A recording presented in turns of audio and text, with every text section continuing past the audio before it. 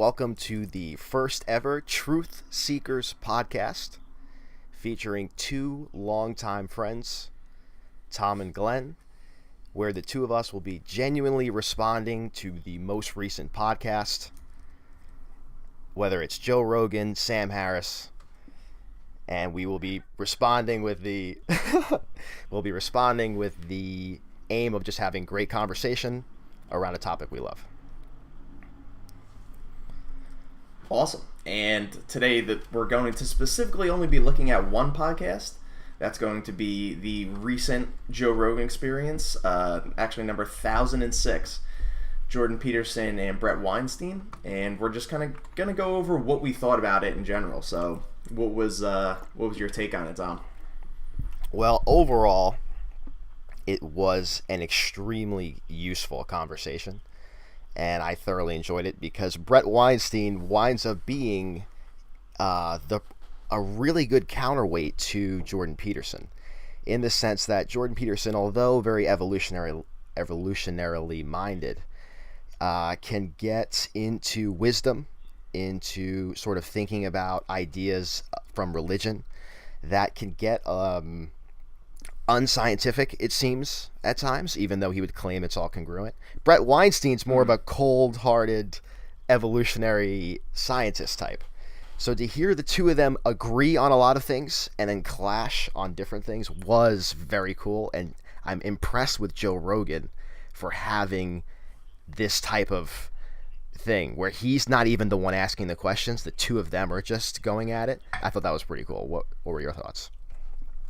Yeah, it's actually really impressive how little Rogan says at all. I mean, Rogan sort of like steers the conversation at a couple points and actually has some like really good quotes, and that's it.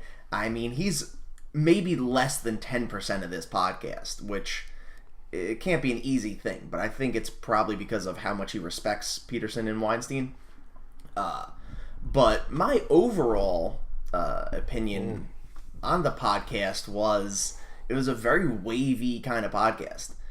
At times, especially in the middle of it, I wind up getting a little things get a little vague. I mean, we'll get into some of the specifics, but before you had actually listened to the podcast before I did, at least in its entirety.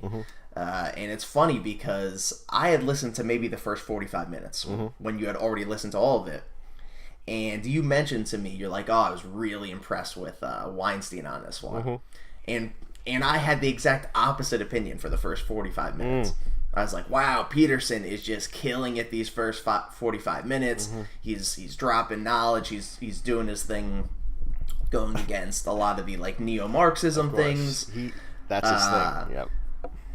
Yeah, he absolutely kills that wheelhouse where he's just talking about like his explanation about how the postmodern world is all teaching kids about a power dynamic. Yes. And that everyone's thinking about the world that way as opposed to who's on top and who's not, and it's not really so much about earning anything. It's more about like this guy's on top, and if they're on top, it must be unjust, and it's all about power, and then how can we achieve power? Right.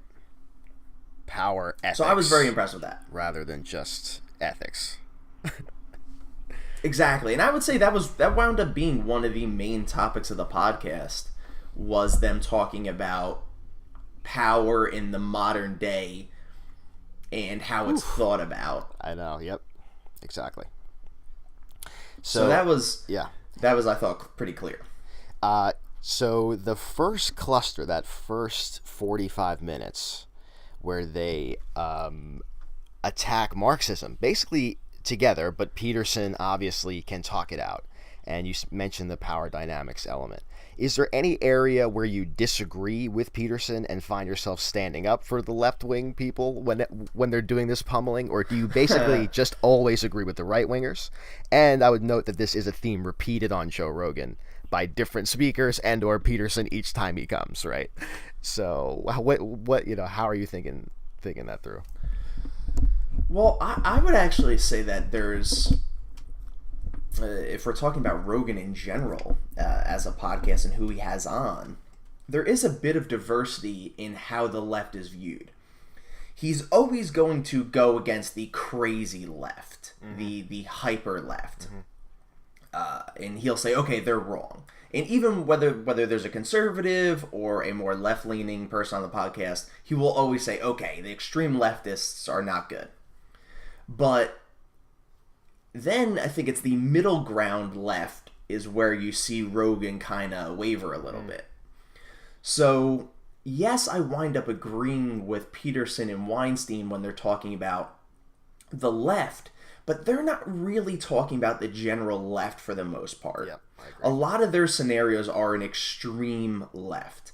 They're a very entrenched sort of bureaucratic system that's involved in their... Because they're both professors. That's so the key they're thing. very entrenched in that. And they their world is a little different. They deal with their philosopher class in general. Like, exactly. you're thinking, which is as left as you can get. Which is then you run into immediately Marxism. And Marxism has that funny way of seeming very ethical because it's focused on equity. But the problem is what's the best system overall for the most people over time? And that winds up being, well, if the rich people get there from corruption, I agree with you, Karl Marx. If the rich people get there in the same way Bill Gates, Jeff Bezos, Jack Ma got there, Mark Zuckerberg got there, there's a major item they contributed. And it's like, that's so overlooked. That's always so I'm always so on the right wing side because the left-wingers don't understand that business is good and government can be good, but it's limited. It's not positive sum. It doesn't grow on top of itself. Like, you need it to regulate. So, however, I would like them to focus on that a little bit more than the psychology of it all. It's like just the systems themselves. Like a group of businesses works, right? And nothing else can replace that. And that has to be private interest. So... it's just, I guess, on the margins, how we feel about that topic. But Marxism's scary because it sounds good because of the equity. That's the thing I took away from Peterson. Yeah. I think even Weinstein, who probably even agrees a little more with some of those left-leaning ideas, agrees with the idea of the equity. Now, the thing that I think both of them draw the line on is equity doesn't necessarily equal fairness. And it doesn't necessarily equal merit, right? If everything is equal, that doesn't mean that things are fair. And this is where it's very sympathetic for people that align with that sort of thinking when they're like seeking out equality, because I think a lot of the times they treat equality and fairness as synonymous when they're not. Now, if we have a scenario where it's me and you, and we're both at a job, and we're paid the exact same amount, right? That's equity. Yep. Now, if you work twice as hard as I do, that's not fair. There's equity, but there's not fairness in that scenario. A lot of the times it seems like the equity idea implies a certain level of fairness, but it doesn't necessitate it, and that's what's so complicating to it all. And that's why the idea of equity could be very alluring, but it doesn't necessarily in the real world where people put in various amounts of effort and work. And Rogan touches on this later too. Rogan talks about how people should work hard and that over time people will work hard. There's this very specific point, I think either towards the middle or the end, where Weinstein is talking about all this power you get by being in a position or a high position. It might have actually even been Peterson that said this, but they were talking about the position that Rogan is in, having 1 billion downloads, so to speak. And then he gets access to all these better things, right? And it allows him to then grow easier and gain more and more steam. And Rogan actually pushed back on this idea, saying that, listen, if you also work hard over time and you hone your craft, you are going to start building momentum. So the issue of equity. Now, all these things defeat equity, right? Yeah, I was going to exactly. They're all saying, okay, Rogan, you shouldn't give up 85% of your views just for the sake of equity. Of course.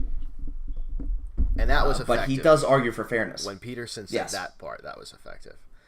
No, I agree. So that distribution he was talking about was very interesting, where the way that nature will play out is a small amount of human beings will accrue a huge amount of the gains, in part because they put in the hours and they're smart. And he says that at some point too, that's a mix to make a Mark Zuckerberg equivalent. And but ultimately those things are good for us in real life. Now, I get how big businesses, and Bret Weinstein brings this up. Big businesses can influence the government and be corrupt. We all agree that's bad. That's one area you can definitely agree. And maybe the right wing is too lenient on business to some extent because it may use government as corruption, but we basically agree that's bad. Then his other kind of counterpoint toward capitalism as well, I thought, was when he says around the point of it's a good system for making things, however, it can't ethically guide what to make. And did you grab that part as well? That's I believe toward the later end. I thought that was a good point. He was saying, listen, markets are a beautiful system, but they can make cigarettes, right? Or they can make apples, right? Depending on what the human being is. So I agreed with him there. I'm just, what's the next move? It's like, well, if it's enlightening the people, I agree with you. If it's regulation, I may or may not agree, right? So, but I thought that was effective. I really liked that point on against capitalism, which was it's not ethical, except that it reflects us, I guess. Yeah, it's going to meet the demands of the people, but the demands of the people aren't necessarily always good, right? Right. Just because there's a profit to be made doesn't mean necessarily that the thing that's being profited off of is going to help society. Which, interestingly, so this is where that boils into another argument that this is probably the biggest part where Peterson and Weinstein disagreed. Is they disagreed over the nature of truth. Shocking that Peterson would disagree with somebody over the nature of truth after the Harris podcast debacle in some ways. They have this idea where Peterson talks about everything has to line up, and that even if something isn't factual, as long as it lines up in all these positive ways, it's going to be a good thing for people.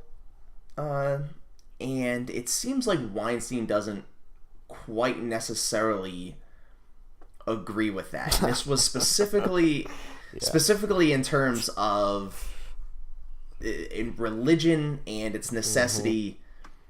And so an example of this, specifically, Weinstein says the "thou shalt not enrich uranium" line. What'd you think of that? I thought that it sounds genius, but it doesn't necessarily discount what Peterson says. So let me explain that a little bit. Yeah. Weinstein says this: "Thou shalt not enrich uranium." Rule number one. And what he's saying, right, is like, okay, if you could base a religion or a set of ideas that would stop the creation of nuclear weapons, right? That's essentially what he's saying. Then that's rule number one, right? That's a great rule. Now, the interesting thing is, this doesn't actually disagree with Peterson as much as even Weinstein seems to posit it. If Peterson has the idea of like, okay, what's a good thing? Okay, let's say "thou shalt not kill," right? Well, if you extend that across your immediate family, and then your community, and then the world, that still actually takes care of his "thou shalt not enrich uranium" thing. I agree. Yeah. So Thou shalt not kill he gets a little too covers. specific. Yeah. Exactly. So that, I think, is the irony, is that specifics sometimes don't cover it. And I was really happy he used that porcupine example, and because explain that a little bit. Yes, so the porcupine example is that there is a saying amongst people in tribes that the porcupine can shoot its needles, and maybe you could say this amongst each other and to the children, so that way when they see a porcupine, because they believe that it can shoot its needles, they will keep a far amount of distance. And however, porcupines cannot shoot their needles. So this was an example of wisdom, because it could keep the youngsters away from porcupines because of that belief, while simultaneously being factually incorrect. And the reason I was happy he said this is because this is fundamentally not how I personally view wisdom, where it's factually incorrect, but it's like a useful lie. A useful lie reminds me a little bit of some of the critique of religion sometimes. It's like, okay, you're just going to believe something, and part of the argument is not that it's not true, but the argument is it just feels good to do it. And I don't like that type of thing. I like it to be more congruent. And this is where I thought Peterson's response was inadequate, right? And that Bret Weinstein showed with that example that he disagrees with what I believe truth is, in the wisdom sense. And the way to talk about wisdom is to basically, to me, think about a lot of how life is and the wisdom you learn, and you realize that it's not like the porcupine shoot their needles. And an example would be telling the truth. Telling the truth is a classic way where you may say, well, if I lie, I can get what I want. What's the benefit of truth? And the benefit of telling the truth is that your body witnesses you telling the truth, and then therefore you're almost feeding your subconscious mind the right information. And there are different wisdoms throughout life that are fascinating, and like when you let your guard down with people instead of trying to be someone you're not. You're right. There's all kinds of these, and those don't seem like, oh, that's the porcupine shooting the needles. Those seem pretty special. So I thought the whole conversation did not honor wisdom. That was my take on the whole situation. Yeah, and Rogan actually pushed back a little bit on Weinstein there when he says, he's like, well, why can't you just tell the kids that no, those porcupines are dangerous, that the needles are sharp, but why do you have to lie to them? Why can't you just tell them that they're dangerous and they're sharp, and then the kids will stay away from them? So I think Weinstein was also just kind of using that as an example. Yes, exactly. Not necessarily that I agree. That all instances of wisdom are white lies. Exactly. And when Peterson responded with the order and chaos as an idea of as a wisdom example, Weinstein basically said, yeah, not all of them are good though. Like, okay, yes, the Taoists got the yin yang right, or something like that, he's saying. But they're not all good. So maybe he was granting more sophisticated forms of wisdom. I just would have liked Peterson to use examples of it in motion to remind us what it is, right? Yeah. Yeah, so this is where, obviously, you're a gigantic Peterson fan, so you're a little more well-versed in Peterson than I am. Yes, but certainly. This is where I think Peterson falls flat a little bit at a lot of points in this podcast, especially towards the middle, is he cannot talk in examples very well.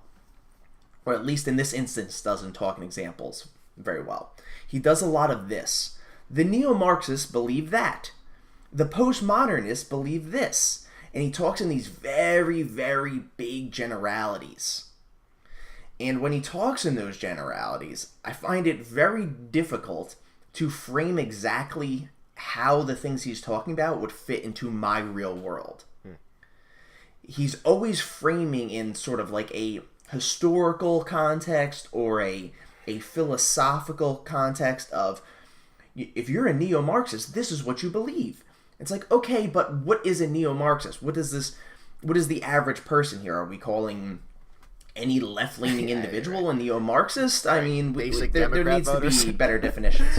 Probably not, right? Exactly. Probably not. So that's where I think Weinstein picks up a lot of steam towards that middle point and on the podcast is he can relate things on a very specific level. Yep. Whereas Peterson winds up relating them on a sort of general, vague level. You saw a lot of Peterson, Weinstein saying limited sentences, and then Peterson having to take up lots of time to inflate his argument up to Peterson, Weinstein's few sentences, right? Some of those times. Yes. So I thought that was fascinating in general. Yeah. Yeah, it's a really interesting dynamic. I mean, the breakdown of this video, if I just had to say offhand, like, okay, what's the speaking relation here? It's probably 60% Peterson, 30% Weinstein, 10% Rogan, and the most memorable parts of it, other than that first half an hour, come from Weinstein and Rogan.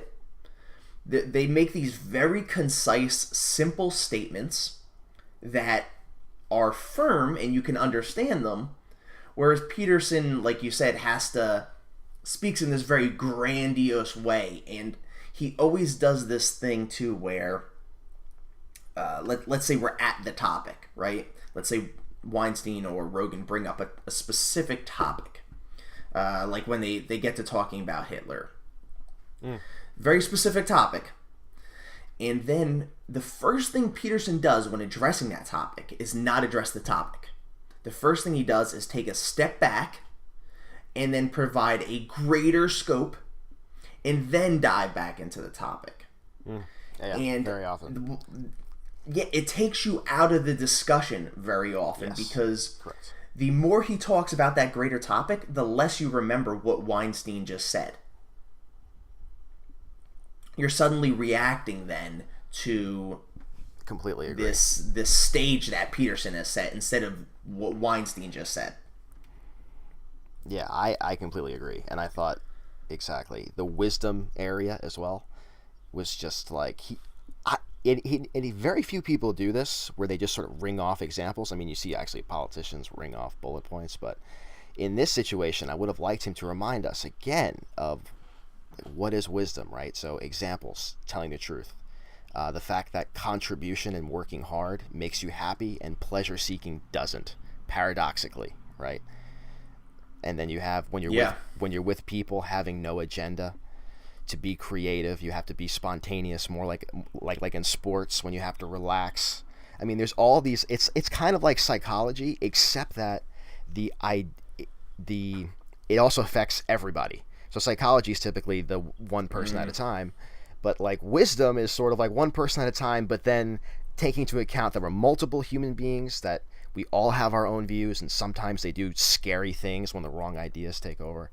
And that happens through time, which is another crazy thing, is the human beings behave like, Hitler had an ideology to go with it, right? And it's like, ooh, wow, okay. So spiritual realm and all that, like the Guy Ritchie, he says interior world and exterior world, there's basically only two. And basically, I think it's what he means is just, if the world of people on their insides. And that's what wisdom is about. So but I don't, Peterson doesn't really say it that sharp. And, Weinstein said some remark during it, like, the kind of truth that we all know is true, right? Real, just like condescending almost, like, we all know the porcupine doesn't shoot its needles. I was like, oh, Peterson, where are you on me right now? Like, you move into examples. That's the way to do it, but that's okay. He can't know everything because he's the researcher. That's the funny thing about Peterson. We can't expect him to be the proper marketer of all his ideas because the creator can't see through. He can't look at it, right? It's all in his head. Not removed from it, He's too connected to every node, right? So it's hard for him to simplify, which is why we need the internet to simplify it. So, No, I agree. And that's the main argument that Weinstein was talking about here was ancestral wisdom. Yep. He's like, ancestral wisdom is powerful and great, but it's incomplete because it may not always be true. And that is where he winds up winning, if you want to view it that way, or winds up getting the final say on it to Peterson.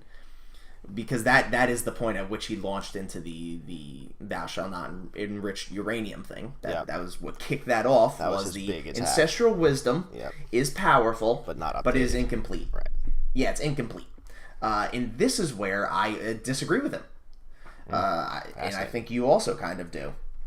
Is that the wisdom is not incomplete because it is so universal and because it is so general and applicable to everybody. It is powerful, and that's why it is all encompassing. Right, exactly. So I completely you don't need the facts. Now I see your uranium thou shalt not kill point, right? Because you could see how, wait a second, it is in there. You just have to interpret thou shalt not kill with the nuclear bomb to get that. It's a derivative of these universal principles. Exactly. I know. Exactly. I know. And yeah. The porcupine thing, to me, is not an example of ancestral wisdom. He was using a very isolated scenario. Yep. That's a specific instance, right? Yep. Would you ever tell your kids who are like, okay, can you give me some lessons for life? And you're like, well, the porcupines throw their needles. Exactly. No, you're going to go a lot vaguer than that. You're going to say, be kind to people. Try to understand people's frames of perspective. The golden rule, right? Golden rule is the perfect one, right? Yeah. Do unto others as you would have them do unto you. Right? That's ancestral wisdom. Tell me a scenario where that doesn't fit. Because that seems to encompass everything. That to me is true ancestral wisdom. Some passed down thing about a porcupine I would not call wisdom. Yeah, absolutely. Absolutely. Like, and that's where I think Peterson could have came back at him. Absolutely. Like, there's forgiveness, which is always very interesting to me because forgiveness typically means someone wronged you. And rather than you continuing the energy flow by wronging them in reverse, which in some ways is just, it's like eye for an eye, right? But forgiveness is like you lost your eye and you're not going to take the other one's eye, right? And that is where you're like, man, that could change a civilization, right? That could change a civilization if embodied. So when you read that in the Bible, and then if you are focused on the wisdom that the Bible is talking about as like this universal wisdom, it's like, then it's awesome. And it's Weinstein, you're like, but complicated, right? Like, because dude, you somehow just use two Bible things that are contradictory, right? The notion of forgiveness is, you would call that great wisdom, but then there's also the notion of an eye for an eye, right? The Bible goes against that specifically. It sets it up and knocks it down with Jesus in the New Testament, I believe. But you can argue that both of these things are ideas of ancestral wisdom. See, that is the complicated part about, and that's why it's brutal. I mean, look, the podcast was almost 3 hours long, and these two guys don't unfortunately get to be in a room with each other very often, so you can't really fully explore everything. Yep. And I get that a little bit, but even just blanketing everything under wisdom, it's like, it's hard because you could literally probably have a 10-hour dissertation or debate between a bunch of different parties saying what things should qualify as wisdom or not, and what should really check off the boxes. Appreciate that point because so similarly how within fact there's false facts, eye for an eye may be not as true as forgiveness in this world. Now maybe that could get updated again. But if you ask the beings in that time period, like truth and lies, which environment would be better for your children if you practiced? Truth. Better. How better? They won't be alcoholics. They won't blah, blah, blah, blah. So I do believe some things, the wisdom should be able to hold their own as their own metric, although some I would grant would be blurry. Yeah, and this but facts as well, though. Gravity is super true, right, in science, right? Very, very, very true. Whereas other things are less true. Climate change, right? Or pick something in the middle. Or it depends how you, I guess you want to define that. Exactly. Yeah. Pick something in the middle. So they're going to have their spectrum as well. The important thing is that wisdom is just looking at a different thing. It's looking at how the conscious beings behave, given we have some element of choice, so it seems. Whereas fact is not trying to do that. So why they always have to compete and one has to be on top of the other is always silly to me, because I feel like the two work together. Well, here's how I'd say they intermingle. Yeah. And it's unfortunate because it got to kind of I think it did almost get touched on in the podcast. Very towards the end, where even Rogan, a half an hour before this, said, "Hey guys, we've been sitting here for 3 hours," like, so you knew the podcast was winding down. Peterson brings up Trump and his use of how he uses rhetoric and how he talks about things, and he brings up this idea of the white lie and the black truth. And what he's saying is there's some lies that can be beneficial, and there's some truths that can be detrimental. And I think those are the 4 categories that you can separate things into all of a sudden. As you could say, you have truths that are important and that are positive, and then you have truths that should be reserved for certain scenarios. So that would be the true truth, then the black truth. Yep. And then you'd have, on the other side of the spectrum, you'd have the white lie, which, while still a lie, could be a net positive for a scenario and have its own level of truthiness to it, or usefulness. And then you have the out-and-out lies that are bad and that really never have a standing. So if you separate those 4 things, and then you start applying that as a lens to how can you categorize statements at times and beliefs at times, then you can begin to sort out what wisdoms will be. Because like that porcupine thing would fall into a white lie, okay? Yep. Net useful, however factually untrue. And then you'd have also like the specific black truth that Peterson brought up was Trump's relation to there was violence on all sides, or there's bad people on all sides thing. Yep. And Peterson's point was, factually, this is true. There are negative people. Yeah. Exactly, and there was negative people and violence on both sides of the political spectrum. Peterson's point, though, was that in this instance, that truth is not useful. So if you begin applying things like that, where you can see how, okay, this is where things can be filtered into, and this is where we can begin putting these nuggets of wisdom. Now, I would then classify your forgiveness, let's say, right? Mm-hmm. Forgiveness. Where does forgiveness fall on? Okay, this is true in every scenario. This is your perfect truth. In that forgiveness is an eternal wisdom. There's no scenario where forgiveness is bad. There's no scenario where it doesn't work and doesn't become a net positive for the individual involved in it. It's like, so then you can begin sorting things. Exactly. And it's like, I'm sure there could be a situation that could be imagined in which the right thing to do is not forgive. It's a great question, because forgiveness is ultimately an internal, it should be explicitized. Like, you want to forgive your parents or what have you, you should say it out loud. However, it is an internal thing. Yeah.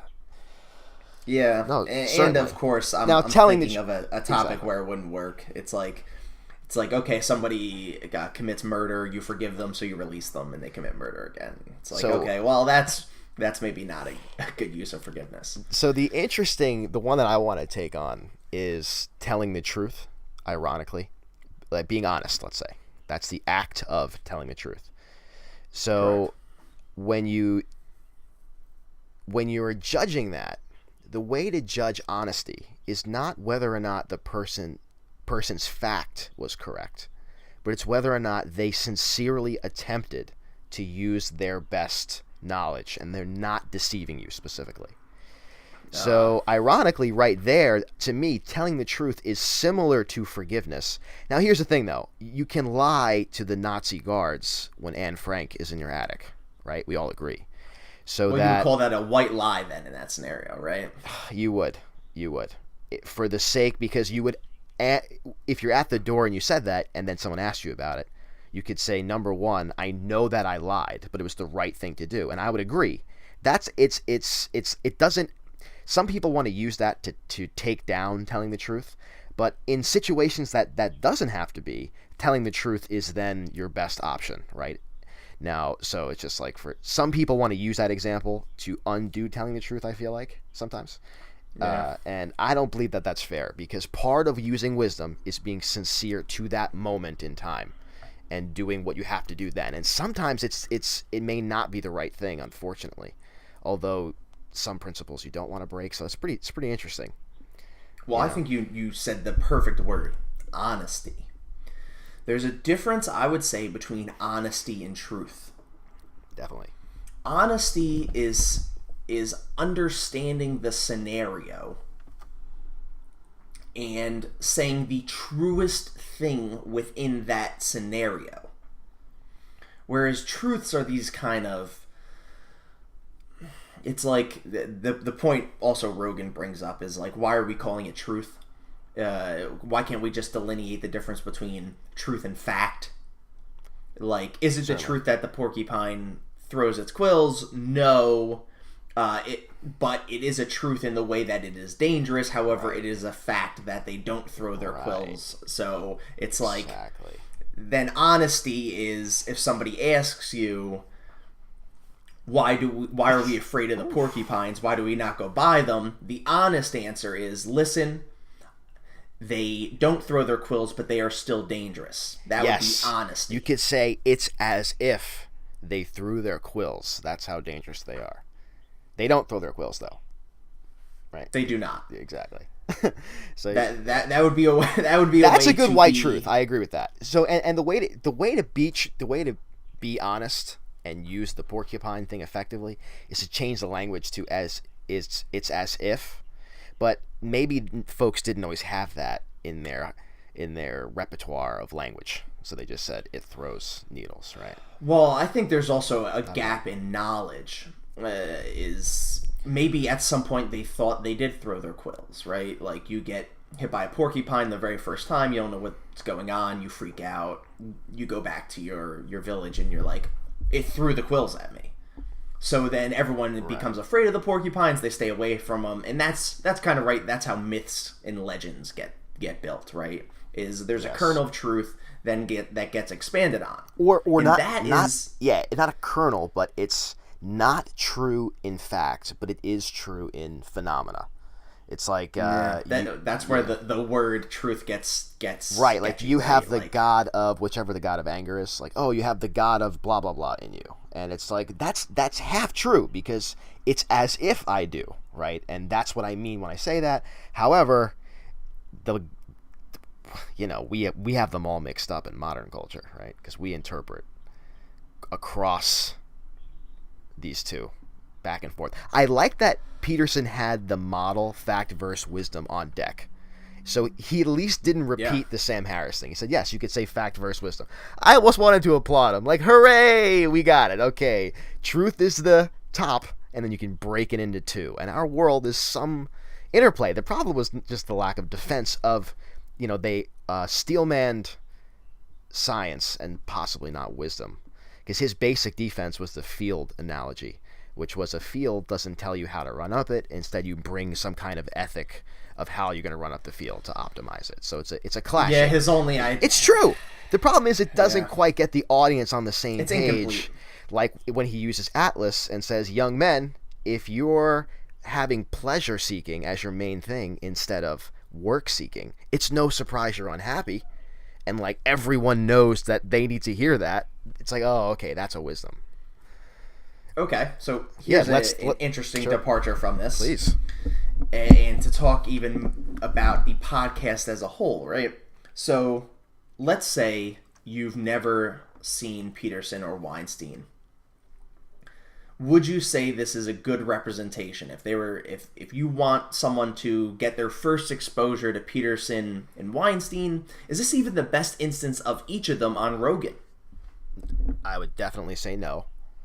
I would say instead this is more of a good advanced conversation, where if you've been studying Weinstein and Peterson, I came away with a lot of gems. Like, yeah, you got to hear Peterson defend wisdom, and he uses a field analogy and so forth.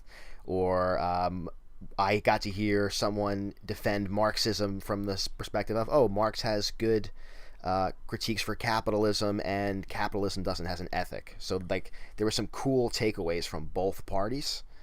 And to see Peterson not have an epic performance like he typically does was also very funny, right? Because Peterson typically, you're like, oh my God, I have to keep pausing it and just taking notes. And this time was a little more... He drops knowledge, yeah. Yeah, exactly. So, and I love the format in general, but I would agree. It wouldn't necessarily be one I would send as a first couple. And how about you? I would agree. Well? Especially in relation to Peterson's second performance on Rogan. Oh, of course. The second Peterson on Rogan, it's like if you're not familiar with Jordan Peterson, you want to listen to a nice, understanded, good, solid conversation, and you already like Joe Rogan, listen to the second Peterson on Rogan. Yep. This is not his best showing. That one is spectacular. Yep. Weinstein, I think you do get a... He didn't have enough time to talk. Unfortunately. Yeah. Exactly. But when he does speak, it is strong. Oh, man. I rank him highly. And for him to be this...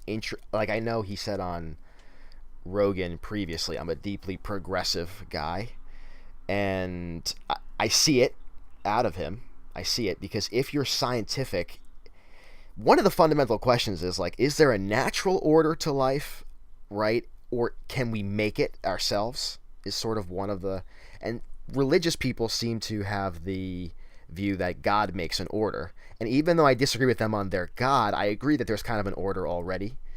Whereas I'm not sure what Weinstein believes exactly about that. Because he doesn't seem to take... He seems to think the ancient wisdoms are kind of weak and that we could basically write a better one tomorrow.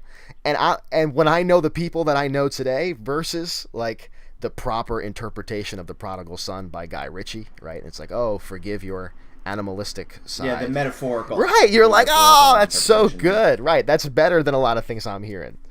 So it's like, I agree with Weinstein theoretically, but in my real life, it's just very funny swerving in and out of agreement with him, you know? But I would have liked more time for him to talk because he had a lot of things to say quickly that were very impactful and kept Peterson flustered, which was cool. Yeah, no, I agree that if I had to say, like, you know, where would I rank this podcast, like among all podcasts, among all of them, yeah, like it's still a 9 because what they're talking about is so meaty and but relevant. I know.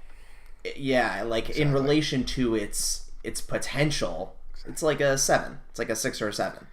Because there was a lot that could have been delved into. Even that idea that you just said right there of Weinstein being against, or at least devaluing maybe, metaphorical wisdom as opposed to factual wisdom.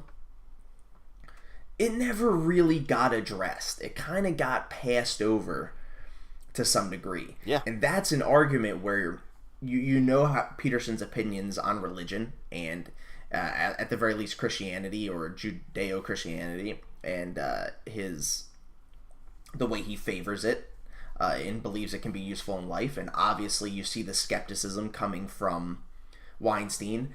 There's a lot to be had in... okay, how can we unpack these lessons, and are they still useful, and how incomplete are they really? Are they as incomplete as Weinstein is saying, and thus making them dangerous?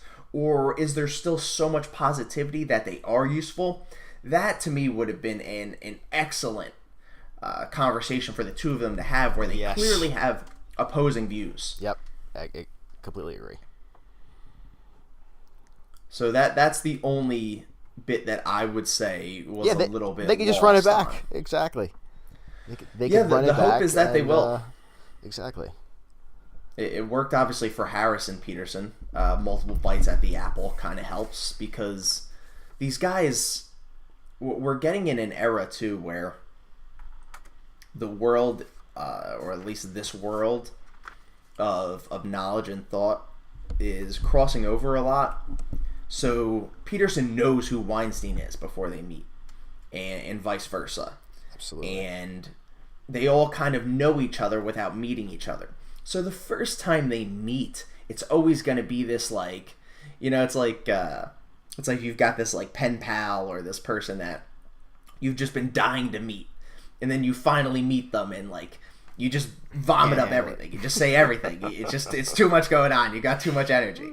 And at times it was a little like that. It's like you hope second meeting, if and when it happens, that you'll get a much more calmed down, orderly conversation. But yeah, like I said, this is still worth checking out, at the very least, worth perusing. I was gonna say, and perhaps a point to end on is just the significance of what the internet and what YouTube and what podcasts are doing right now.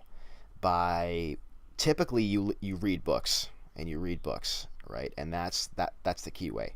Now you can watch videos, listen to podcasts, and then some of the people that you're listening to are live and they're still creating new content. And that's pretty cool. But then when the platforms have them intersect, which very few do, and if all goes well, we will have the opportunity to host multiple parties with differing interests, and together, it was great to see the two of them have each other to counter each other, which was really cool. And you actually see new knowledge can be formed, and we can groom each other's ideas live now.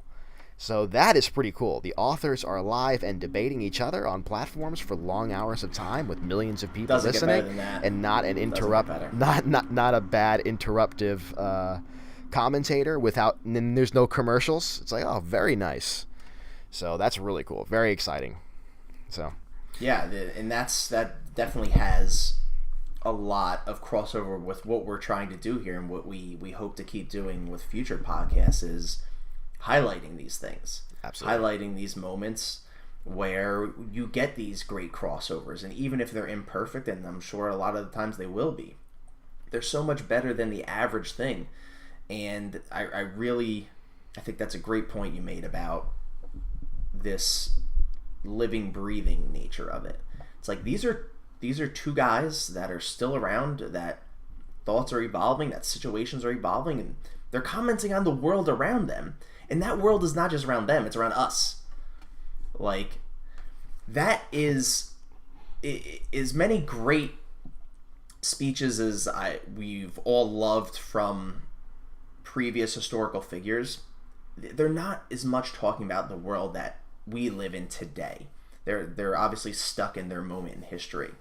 But Weinstein, Peterson, Rogan, Rubin, Harris, all the guys we listen to, Carlin, they're in our world. They're living, breathing in our world, talking about our world. And that is why listening to these conversations may be the most useful thing you can do. I really wouldn't rank, if you're going to spend your time listening to people commenting on your modern world, I would rank this above any news show, anything, because these are the people that are going to help you understand the world around you in a very real way. Not just with the facts, ironically, but with actual wisdoms. Yep. Agreed. So let's wrap it up here. I think it's fair to call it here, yeah.